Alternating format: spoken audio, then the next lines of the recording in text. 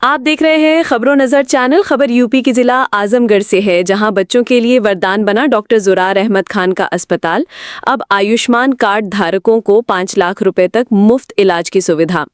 आजमगढ़ शहर के प्रसिद्ध सीनियर कंसल्टेंट, चाइल्ड एंड न्यूनरेटेड डिजीज विशेषज्ञ डॉक्टर ज़ुरार अहमद खान पिछले 25 वर्षों से नवजात शिशुओं और बच्चों के इलाज में अपनी सेवाएं दे रहे हैं। अब उन्होंने अपने अस्पताल में आयुष्मान भारत कार्ड से इलाज की सुविधा शुरू कर दी है, जिसके अंतर्गत मरीजों को 5 लाख रुपए तक का निःशुल्क उपचार मिलेगा।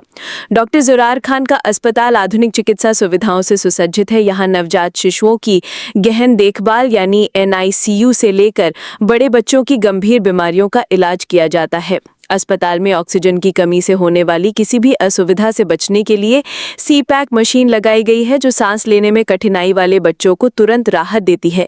गंभीर स्थिति वाले बच्चों के लिए एडवांस वेंटिलेटर और फुली ऑटोमेटेड वेंटिलेशन सिस्टम की व्यवस्था भी मौजूद है, जिससे समय पर जीवन रक्षक उपचार मिल सके। यहाँ emergency child care unit, advance monitoring system और पैथोलॉजी लैब भी उपलब्ध है, जिससे तुरंत जांच और रिपोर्ट संभव हो पाती है। अस्पताल में बच्चों से संबंधित सभी प्रकार की बीमारियों का इलाज, जटिल ऑपरेशंस और टीकाकरण यानी वैक्सीनेशन की सुविधाएं भी हैं। अनुभवी मेडिकल टीम और प्रशिक्षित नर्स स्टाफ की 24 घंटे मौजूदगी ये सुनिश्चित करती है कि मरीजों को समय पर और सुरक्षित चिकित्सा सेवा मिल सके। डॉक्टर ज़ुरार अहमद खान का कहना है कि हमारा लक्ष्य हर बच्चे को बेहतरीन स्वास्थ्य सुविधा देना है, चाहे वो आर्थिक रूप से सक्षम हो या नहीं। आयुष्मान भारत योजना से जुड़ने के बाद अब गरीब और मध्यम वर्गीय परिवार भी निश्चिंत होकर अपने बच्चों का उच्च स्तरीय इलाज करवा सकते हैं। पता: नाजमा हॉस्पिटल, मिल्लत नगर, नियर ब्रह्मस्थान, पुलिस चौकी ब्रह्मस्थान, आजमगढ़। डॉक्टर साहब, मरीजों के लिए क्या खुशखबरी है आपके हॉस्पिटल की तरफ से? मैं doctor Zurar Ahmad, senior consultant child and neonatal diseases. मुझे पीडियाट्रिक प्रैक्टिस में काम करते हुए लगभग 25 साल से ज़्यादा हो गया। मरीजों के लिए सबसे बड़ी खुशखबरी ये है कि पिछले 4-5 महीने से हमारे हॉस्पिटल में प्रधानमंत्री जन आरोग्य योजना के अंतर्गत आयुष्मान का इम्पैनलमेंट हो गया है, जिससे आयुष्मान कार्ड होल्डर को उसका काफ़ी फ़ायदा हो रहा है। पहले गरीब मरीज़ या आयुष्मान कार्ड होल्डर मरीजों का इलाज ना होने की वजह से बहुत सारे परिवार के बच्चों का हमारे हॉस्पिटल में इलाज नहीं हो पाता था। तो गार्जियन जो है अक्सर बेशतर ये शिकायत करते थे कि डॉक्टर साहब, हमारा बच्चा इतना बड़ा हो गया, 10 साल से आपके यहाँ इलाज हो रहा है, लेकिन हमारे पास आयुष्मान कार्ड नहीं है, जिसकी वजह से मजबूरी में हमें दूसरे अस्पताल जाना पड़ रहा है। तो इन सारी असुविधाओं को देखते हुए हमने आयुष्मान इम्पैनलमेंट के लिए एप्लीकेशन दिया CMO ऑफिस में, और ऊपर वाले की कृपा से 4-5 महीने पहले हमारे हॉस्पिटल का आयुष्मान स्कीम के अंडर रजिस्ट्रेशन हो गया है। ये सबसे बड़ी हमारे मरीजों के लिए और बाकी सभी आयुष्मान कार्ड होल्डर्स परिवार वालों के लिए सबसे बड़ी खुशी है। जो आप मरीजों को एडमिट करेंगे वो कितने वर्ष के मरीज हैं यहाँ पे? 5 बच्चे रहेंगे? और नहीं, हम लोग यहाँ पर न्यूनेटल और पीडियाट्रिक दोनों एज के बच्चों को एडमिट कर रहे हैं। नवजात शिशु प्लस जो बड़े बच्चे हैं 18 साल तक के बच्चों को हम लोग उनका इलाज कर रहे हैं। जिनके पास आयुष्मान कार्ड है तो वो मरीज अगर यहाँ पे आएंगे तो उनकी सब क्या रियायत होती है, क्या कितनी छूट हो जाती है? नहीं, आयुष्मान कार्ड जो भी मरीज लेकर के आते हैं उन लोगों का एक पैसा भी यहाँ पर खर्च नहीं होता है। उनको छुट्टी जब हम लोग करते हैं तो उस वक्त जो है उनकी दवाएं वगैरह भी हम लोग फ्री करते हैं। और क्या क्या यहाँ सहूलतें हैं मरीजों के लिए? मरीजों के लिए जो यहाँ पर छोटे बच्चों के लिए और बड़े बच्चों के लिए लगभग हर तरह की सुविधा उपलब्ध है, जिसमें हम लोगों के पास ऑक्सीजन की सुविधा है, छोटी मशीन जिसको CPAP बोलते हैं। CPAP, जिस बच्चों को सांस में दिक्कत होती है तो शुरू में उनको CPAP मशीन की ज़रूरत पड़ती है। अगर CPAP मशीन से अगर बच्चों को आराम नहीं मिलता है तो ऐसे बच्चों को वेंटिलेटर मशीन की आवश्यकता पड़ती है। वेंटिलेटर मशीन भी हम लोगों के यहाँ कई सारी हैं, जिसकी वजह से कभी ये प्रॉब्लम नहीं आती कि वेंटिलेटर मशीन के अभाव की वजह से किसी बच्चों को दूसरे हॉस्पिटल रेफर करना पड़ रहा है। अगर वेंटिलेटर मशीन हम लोगों के पास कन्वेंशनल वेंटिलेटर मशीन थी, कन्वेंशनल वेंटिलेटर मशीन से कुछ बच्चों को रिस्पांस नहीं मिलता था, कभी कभी HFO वेंटिलेटर मशीन की भी आवश्यकता थी, तो हम लोगों ने HFO high frequency ventilator machine भी उसकी भी व्यवस्था कर रखी है।